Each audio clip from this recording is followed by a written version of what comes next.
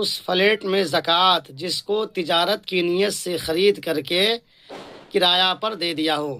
تو ویڈیو کو شروع کرنے سے پہلے آپ یوٹیوب پہ OA ندوی کو سبسکرائب کر لیجئے، فیس بک انسٹاگرام پر عزیر انظر کو ضرور فالو کر لیجئے۔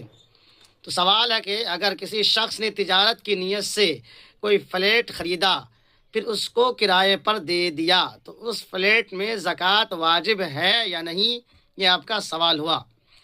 جواب ہے، تجارت کی غرض سے خریدے ہوئے فلیٹ کو جب کرایہ پر دے دیا تو اب وہ مال تجارت نہیں رہا، لہٰذا اس میں زکوٰۃ واجب نہ ہوگی۔